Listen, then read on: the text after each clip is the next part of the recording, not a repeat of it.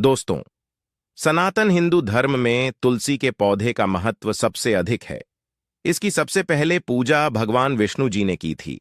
भोले कन्हैया कहते हैं। जिस प्रकार देवी लक्ष्मी से वैकुंठ को ऐश्वर्य प्राप्त है, उसी प्रकार वैकुंठ में तुलसी के कारण ही पवित्रता प्राप्त है। पृथ्वी लोक पर जिस स्थान पर भी तुलसी का पौधा होगा, उस स्थान पर कभी बुराई का वास नहीं होगा। ऐसा स्थान सबसे अधिक पवित्र होगा। इसी कारण से हमें हमारे घर में तुलसी का पौधा अवश्य ही लगाना चाहिए। तुलसी के पास दीपक जलाने से क्या होता है, आइए जानते हैं इस प्राचीन महान कथा के माध्यम से, जो भगवान भोलेनाथ ने देवी पार्वती को सुनाई है। दोस्तों, एक समय की बात है। देवी पार्वती भगवान भोलेनाथ के पास आकर उनसे पूछने लगी, हे स्वामी, आपने मुझे तुलसी के पौधे को जल देने का महात्मा सुना दिया है, लेकिन तुलसी के पास दीपक जलाने का क्या महात्म्य है? रोज शाम को तुलसी के पास दीपक क्यों जलाया जाता है?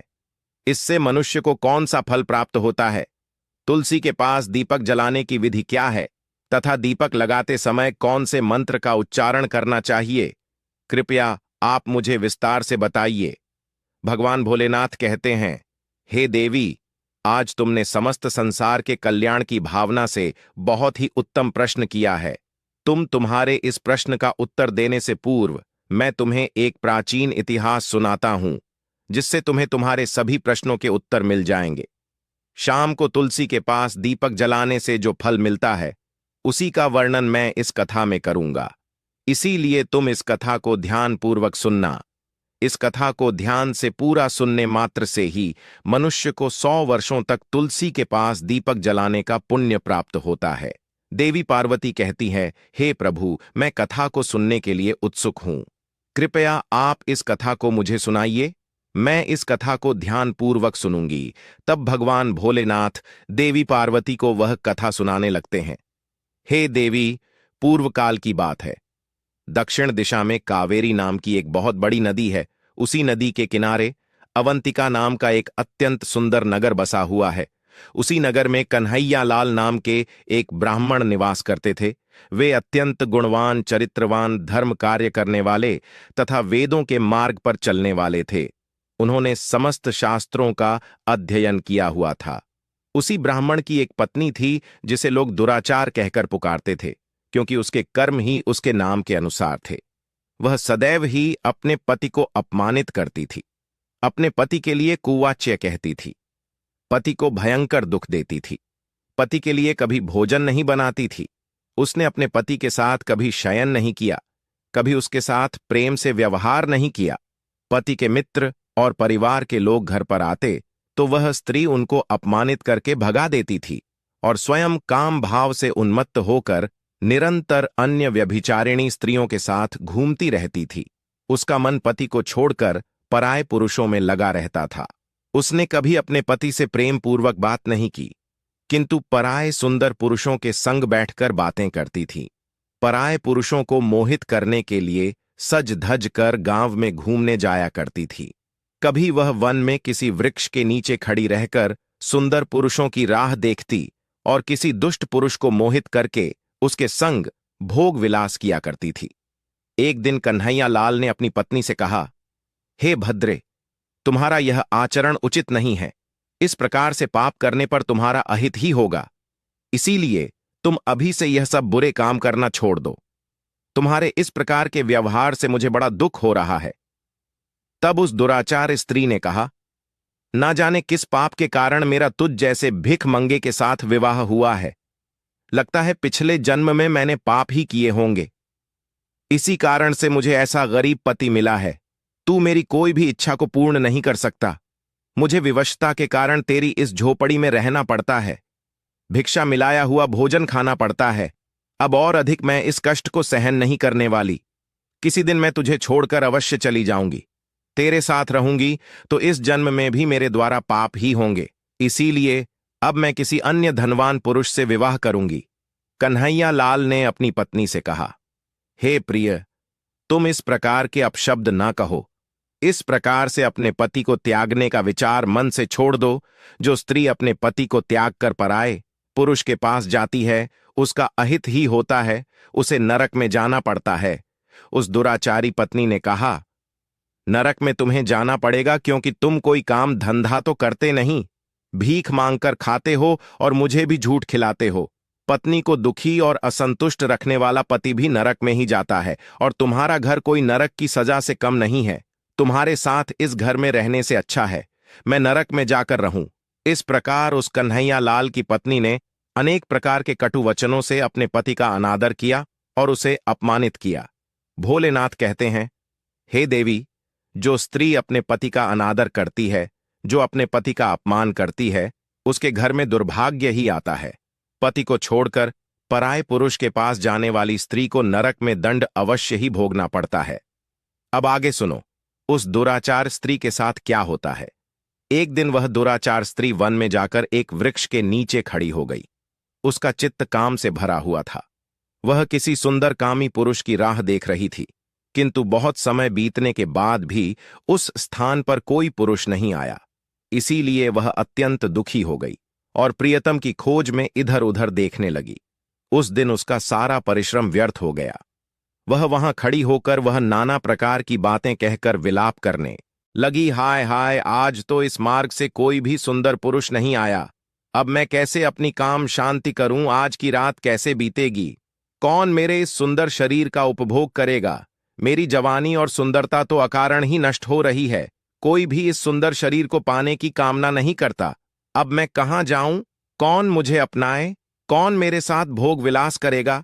मेरा पति तो मूर्ख है, किंतु अब ऐसा लगता है कि संसार ही मूर्ख पुरुषों से भरा पड़ा है। कोई भी इतनी सुंदर स्त्री को पाने की कामना नहीं कर रहा है।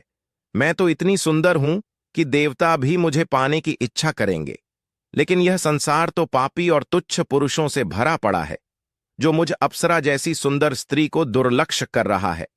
हे भगवान, कोई सुंदर बलवान और पराक्रमी नर हो तो उसे मेरे पास भेजिए। चाहे वह मेरा भक्षण भी कर लेगा तो भी मैं प्रसन्नता से उसका आलिंगन कर लूंगी। भगवान भोलेनाथ कहते हैं, हे देवी, इस प्रकार से वह स्त्री जोर जोर से विलाप करने लगी। उसी जंगल में एक भयानक बाघ निवास करता था। उस पापिनी स्त्री की आवाज सुनकर वह जाग गया और उछलकर उस स्त्री का भक्षण करने के लिए उसके पास आ गया। उस बाघ का नाम था ध्वंस। ध्वंस का रूप अत्यंत भयानक था। उसका शरीर काले और नारंगी धारियों से युक्त था, जो जंगल की छाया में घुल मिल जाता था। उसकी आंखें अंगारे की तरह लाल थीं, जो अंधेरे में भी चमकती थीं। उसके जबड़े से लंबे तीक्ष्ण दांत बाहर निकले हुए थे, जो किसी भी जीव को चीरने के लिए पर्याप्त थे। उसकी गहरी गर्जना पूरे वन में गूंजती थी, जिससे आसपास के जीव कांप उठते थे। ध्वंस की लंबी मजबूत पूंछ उसकी ताकत का प्रतीक थी। वह अपनी मांसल बलिष्ठ टांगों से जंगल में तेजी से दौड़ सकता था। ध्वंस का पूरा शरीर शक्तिशाली मांसपेशियों से भरा हुआ था, जिससे वह एक ही झपट्टा में अपने शिकार को धराशायी कर सकता था। उसकी नाक से बार बार गर्म सांसें निकलती, मानो वह हर पल अपने अगले शिकार की तलाश में हो। ध्वंस का एकमात्र लक्ष्य उन पापी और दुराचारी लोगों का भक्षण करना था, जिन्हें उसकी नियति ने उसे सौंपा था। उस भयंकर बाघ को अपने सामने खड़ा हुआ देखकर उस स्त्री के पसीने छूटने लगे। वह भय से थर-थर कांपने लगी। वह स्त्री कुछ करती, इतने में ही उस बाघ ने अपने पंजे से उसे घायल कर दिया और वह स्त्री जमीन पर गिर पड़ी। जमीन पर गिरते ही वह स्त्री चिल्लाते हुए बोली, अरे बाघ, तू किस लिए यहां पर आया है? मुझे क्यों मार रहा है? मैं यहां पर अपने प्रियतम को खोज रही थी। तू मुझे छोड़ दे। मेरा भक्षण करके तुझे क्या मिलेगा? उस स्त्री की यह बात सुनकर वह भयानक बाघ क्षण भर के लिए रुक गया और हंसते हुए बोला, हे दुष्टा, आज विधाता ने तुझे मेरा ग्रास नियुक्त किया है। तुझ जैसी पापिनी स्त्रियों का भक्षण करना ही मेरा काम है, तभी मुझे इस शरीर से मुक्ति मिलेगी। वह स्त्री कहने लगी, हे बाघ, तुम कौन हो? मुझे सच सच बताओ, तुम्हें किस कारण से बाघ होना पड़ा और तुम मुझ जैसी स्त्रियों का भक्षण क्यों करते हो? पहले मुझे सारी बात बताओ और फिर मेरा भक्षण करो। फिर ध्वंस नाम का वह बाघ कहने लगा, हे पापिनी, मैं तुम्हें मेरे पूर्व जन्म का वृतांत सुनाता हूं कि किस कारण से मुझे बाघ होना पड़ा। पूर्व काल में दक्षिण देश में अमलापाहा नाम की एक पवित्र नदी बहती थी। उसी नदी के तट पर मुनिपर्णा नाम की एक नगरी बसी हुई थी। यह नगरी अपने सुंदर मंदिरों, शांत वातावरण और धार्मिक अनुष्ठानों के लिए प्रसिद्ध थी। वहां एक ब्राह्मण का परिवार निवास करता था। मैं उस परिवार में जन्मा था। मेरा नाम वेदानंद था। मेरे पिता एक आदर्श ब्राह्मण थे जो यज्ञ हवन और धार्मिक अनुष्ठानों का पालन करते थे। उस बाघ ने आगे कहा, हे स्त्री, मैंने अपनी किशोरावस्था में वेदों का अध्ययन किया और यज्ञ आदि धार्मिक कार्यों में पारंगत हो गया। लेकिन जैसे जैसे मैं बड़ा हुआ, मेरे मन में धन का लोभ बढ़ता गया। अनेक यज्ञों का आयोजन किया, लेकिन वे यज्ञ धार्मिक उद्देश्य से नहीं बल्कि धन सह के थे। मैं पापियों के था जो धर्म थे और उनके भोजन करता था। मैंने धन के लोभ में उनके अन्न कार्यों का समर्थन भी किया। धर्म के मार्ग भटकते हुए मैंने उन वस्तुओं का दान भी स्वीकार किया जिन्हें ब्राह्मण नहीं लेना चाहिए। मेरा मन इतना लोभ हो गया था कि मैं बहाने दूसरों से धनता और फिर भी वापस नहीं करता। मैंने अनेक प्रकार के छल कपट किए और इस प्रकार पाप करते हुए कई वर्ष बीत गए। समय के साथ मेरा शरीर कमजोर हो गया, बाल सफेद हो गए, आंखें धुंधली हो गईं और मुंह के दांत गिर गए। परंतु धन का लोभ अब भी मेरे मन से नहीं गया और मैं पाप करता रहा। उस बाघ ने अपने दुख भरे स्वर में आगे कहा, एक दिन धन के लालच में मैं फिर से नदी के किनारे गया। वहां मैंने अन्य धूर्त ब्राह्मणों के साथ मिलकर लोगों को ठगा।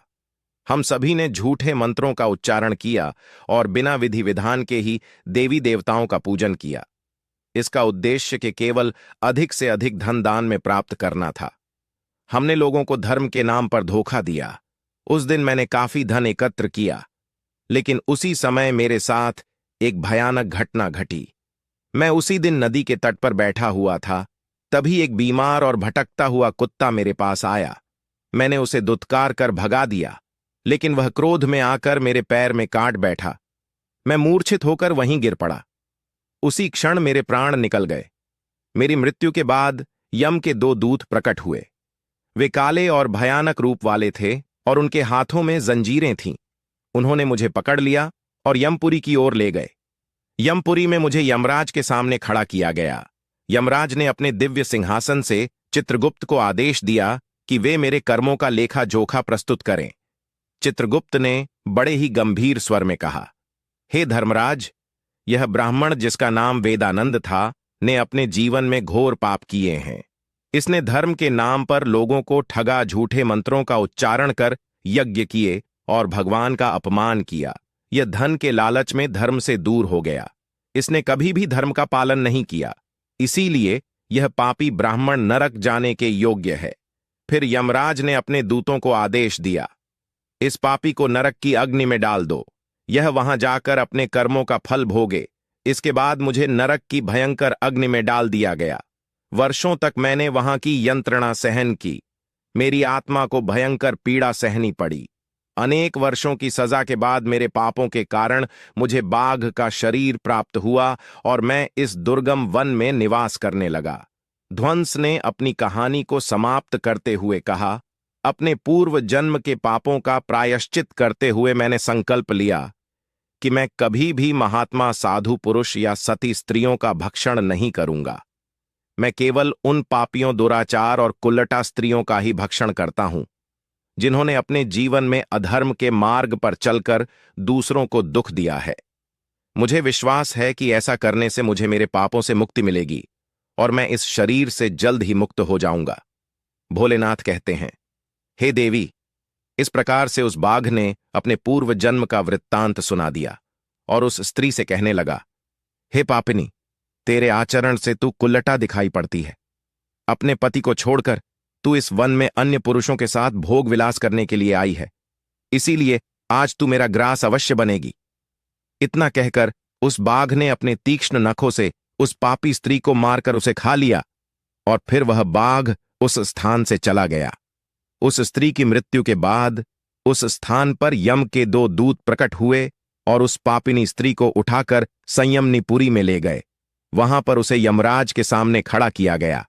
फिर चित्रगुप्त ने उस स्त्री का लेखा जोखा निकालते हुए यम से कहने लगे, हे धर्मराज, यह स्त्री तो अत्यंत पापिनी है। इसने घोर पाप किए हैं। इसने व्यभिचार किया है। इसने अपने पति की कभी सेवा नहीं की। अपने पति को भूलकर पराए पुरुषों के संग भोग विलास किया करती थी। उसके पापों को सुनकर यमराज अत्यंत क्रोधित हो गए। और उन्होंने उस स्त्री को अग्नि से भरे हुए कुंडों में डालने का आदेश दिया।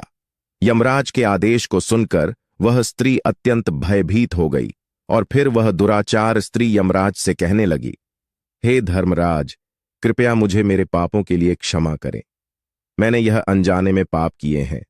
कृपया मुझे प्रायश्चित का अवसर प्रदान करें।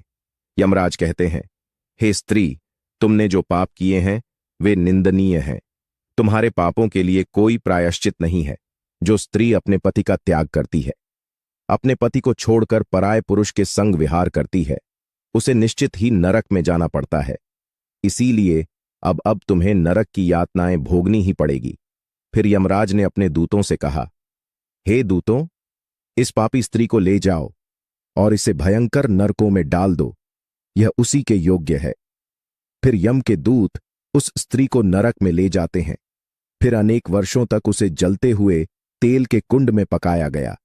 फिर उसे निकालकर ररव नामक नरक में डाल दिया गया। इस प्रकार से उसे अनेक वर्षों तक अलग अलग नरकों में डाला गया। नरक में कष्ट भोगने के बाद वह महापापिनी स्त्री पुनः पृथ्वी लोक पर आकर चांडा के रूप में उत्पन्न हुई। चांडाल के घर में जन्म लेकर वह फिर से अनेक पाप करने लगी, व्यभिचार करने लगी, अनेक पापी पुरुषों के संग विहार करने लगी। फिर कुछ समय बाद पूर्व जन्म के पापों के कारण उसे कोढ़ का रोग हो गया और वह भयानक पीड़ा सहन करने लगी। उसका अंगंग जलने लगा, उसके नेत्रों में पीड़ा होने लगी। इस दुख को सहन करती हुई वह दिन बिताने लगी। फिर एक दिन वह तीर्थ में स्नान करने के उद्देश्य से अंतपुर में चली गई। वहां पर वह एक आश्रम के बाहर निवास करने लगी। उस आश्रम में एक तुलसी का पौधा था। अन्य स्त्रियों को वहां पर तुलसी के पास दीपक जलाते हुए देखकर उस पापी स्त्री को बड़ा आश्चर्य हुआ। फिर एक दिन वहां पर निवास करने वाले एक साधु से उस स्त्री ने पूछा, हे साधु महाराज, यह कौन सा पौधा है और यह स्त्रियां इसके नीचे दीपक क्यों जला रही हैं? तब उस साधु ने कहा, हे कल्याणी, यह अत्यंत पवित्र तुलसी का पौधा है। इसके दर्शन करने मात्र से ही संकटों का नाश होता है। इस तुलसी को जल देने से देवी देवताओं की कृपा प्राप्त होती है तथा इस पवित्र पौधे के पास दीपक जलाने से समस्त पाप नष्ट होते हैं। उस साधु की बात सुनकर उस स्त्री को बड़ी प्रसन्नता हुई और उसने साधु से कहा, हे साधु महाराज, यदि कोई अत्यंत पापिनी स्त्री भी इसके पास दीपक जलाएगी तो उसके पाप नष्ट होंगे। क्या वह साधु कहते हैं, हे पुत्री, यह सत्य है। यदि किसी स्त्री ने घोर पाप भी किए हो तब भी उसके पाप नष्ट होते हैं। उसके सभी जन्मों के पाप भी तुलसी के पास दीपक जलाने से नष्ट होते हैं। किंतु हे पुत्री, तुम कौन हो और किस कारण से यह प्रश्न पूछ रही हो? वह स्त्री कहती है, हे साधु महाराज, मैं महापापिनी हूं। मैंने व्यभिचार किया है तथा अनेक प्रकार के पाप किए हैं। मेरे पापों के कारण ही मेरी ऐसी दुर्दशा हुई है। कृपया मुझे पापों से मुक्ति का उपाय बताइए। साधु कहते हैं, हे पुत्री, अब से तुम नित्य इस तुलसी के पास दीपक जलाओ। तुम्हारे समस्त पाप और दोष समाप्त हो जाएंगे। उस साधु की बात सुनकर उस पापी स्त्री ने भी वही किया। उसने तुलसी के पौधे के पास एक दीपक जला दिया। इस प्रकार से वह स्त्री नित्य उसी स्थान पर तुलसी के पास दीपक जलाने लगी। फिर एक दिन वह स्त्री शाम के समय तुलसी के पास दीपक जलाने लगी तो उसी समय उसकी हृदय फटने से उसकी मृत्यु हो गई और वह वहीं जमीन पर पड़ी रही। फिर यमराज के दो दूत उस स्त्री को यमलोक ले जाने के लिए उस स्थान पर प्रकट हुए। जैसे ही यम के दूत उस पापी स्त्री को पाश में बांधकर ले जाने लगे, भगवान विष्णु के दो पार्षद उस स्थान पर प्रकट हुए। वे दिव्य पार्षद अत्यंत तेजस्वी और दिव्य आभा से युक्त थे। उनके शरीर से स्वर्णिम प्रकाश की किरणें निकल रही थीं, जो चारों ओर का अंधकार दूर कर देती थी। उनका रूप इतना मोहक और दिव्य था कि उन्हें देखकर किसी का भी मन श्रद्धा से भर जाता। उनके चेहरे पर शांत मुस्कान थी, जो अपार करुणा और दया का प्रतीक थी। उनके वस्त्र रत्न जड़ित और रेशमी थे, जो नीले और सुनहरे रंग में चमक रहे थे, मानो स्वयं वैकुंठ का सौंदर्य उनके व्यक्तित्व में समाया हो। उनके कानों में सुनहरे कुंडल झूल रहे थे, जिनसे दिव्य संगीत की ध्वनि प्रतीत होती थी। उनके माथे पर तिलक और चमकती हुई बिंदी थी, जो उनके दिव्यता का सूचक थी। वे दोनों विशाल कद और बलिष्ठ थे। उनके हाथों में दिव्य गदा थी, जो न्याय और धर्म की शक्ति का प्रतीक थी। वे उस स्त्री को अपने दिव्य स्पर्श से मुक्ति का आश्वासन देने आए थे, जिससे उसके सभी पाप नष्ट हो सकें और उसे स्वर्ग की यात्रा का अधिकारी बना सकें। उन पार्षदों ने यमराज के दूतों को रोक लिया और कहने लगे, हे यमदूतों, इस स्त्री को तुम छोड़ दो। यह स्त्री नरक जाने के योग्य नहीं है। तुम किसके आदेश से ऐसा अधर्म कर रहे हो? फिर यम के दूत कहने लगे, हे पार्षदों, हम यमराज के आदेश से इस पापी स्त्री को उठाकर ले जा रहे हैं, किंतु आप हमें किस कारण से रोक रहे हो? यह स्त्री अत्यंत पापी है, इसे नरक में ले जाने की आज्ञा मिली है। यह सुनकर भगवान विष्णु के पार्षद मुस्कुराए और बोले, हे यमदू, तो तुम सत्य बोलते हो, लेकिन इस स्त्री का एक ऐसा पुण्य भी है जो इसके समस्त पापों को मिटा चुका है। क्या तुमने देखा नहीं कि इसने अपने जीवन में संध्या के समय तुलसी के समीप दीपक जलाया है? यमदूतों ने चकित होकर पूछा, हे पार्षदों, क्या केवल तुलसी के समीप दीपक जलाने से इसके समस्त पाप नष्ट हो सकते हैं? भगवान विष्णु के पार्षदों ने गहन दृष्टि से यमदूतों की ओर देखा और समझाया, तुम इस बात को नहीं समझते। यमदूतों, तुलसी भगवान विष्णु की परम प्रिय है, और जो भक्त श्रद्धा और भक्ति से तुलसी के समीप दीपक जलाता है, वह विष्णु की कृपा का पात्र बन जाता है। संध्या के समय दीपक जलाने का पुण्य अनंत गुना बढ़ जाता है, और यह न केवल उसके पापों को नष्ट करता है, बल्कि उसे स्वर्ग का अधिकारी भी बनाता है। इस स्त्री ने सच्चे मन से तुलसी का पूजन किया और दीपक प्रज्वलित किया है। इसी कारण इसके सारे पाप जलकर राख हो चुके हैं। अब यह नरक जाने के योग्य नहीं है। यमदूतों ने अपने हाथ जोड़कर कहा, हे पार्षदों, आप सत्य कह रहे हैं। हमें इसके भक्ति के बारे में जानकारी नहीं थी। यदि यह भगवान विष्णु की प्रिय भक्त है, तो इसे हम कैसे नरक ले जा सकते हैं? भगवान विष्णु के पार्षदों ने मधुर स्वर में कहा, इसीलिए हे यमदू, तो अब तुम लौट जाओ। इस स्त्री ने तुलसी की सेवा की है। वह उस दीपक की रोशनी में अपने सारे पापों को भस्म कर चुकी है। अब इसे विष्णु लोक में ले जाया जाएगा, जहां इसका स्वागत होगा। यह अब स्वर्ग की अधिकारी बन चुकी है। पार्षदों की बात सुनकर उन यमदूतों ने उस स्त्री को उसी स्थान पर छोड़ दिया और यमलोक लौट गए। वहां जाकर उन्होंने यमराज को सारा वृत्तांत सुना दिया। फिर भगवान विष्णु के पार्षद उस स्त्री को दिव्य विमान में बिठाकर स्वर्गलोक ले गए। भगवान भोलेनाथ कहते हैं, हे देवी पार्वती, इस प्रकार से तुलसी के पास केवल दीपक जलाने मात्र से ही मनुष्य के सभी पाप नष्ट हो जाते हैं। जो स्त्री नित्य शाम को तुलसी के पास दीपक जलाती है, वह सौभाग्यशाली बनती है। उसके पूर्व जन्मों के सभी पाप नष्ट हो जाते हैं। उसे सुख समृद्धि की प्राप्ति होती है। रोज तुलसी के पास दीपक जलाते समय इस मंत्र का उच्चारण करना चाहिए, ओम तुलसी देव्य च विद्महे विष्णु प्रिया यच धीमहि तन्नो वृंदा प्रचोदयात्। भोलेनाथ कहते हैं, हजारों अमृत के घड़ों से नहलाने पर भी भोले कन्हैया को उतनी तृप्ति नहीं होती जितनी वे मनुष्यों के द्वारा तुलसी का एक पत्ता चढ़ाने से प्राप्त करते हैं। 10,000 गोदान से जो फल प्राप्त होता है, वही फल तुलसी पत्र के दान से पा लिया जाता है। जो मृत्यु के समय अपने मुख में तुलसी पत्र का जल पा जाता है, वह संपूर्ण पापों से मुक्त होकर भोलेनाथ के धाम जाता है। जब भक्त तुलसी के पास दीपक जलाता है, तो उस प्रकाश में निहित ऊर्जा नकारात्मक शक्तियों को नष्ट करती है और सकारात्मकता का संचार करती है। यह आध्यात्मिक वातावरण को शुद्ध करता है और घर में देवताओं की कृपा को आकर्षित करता है।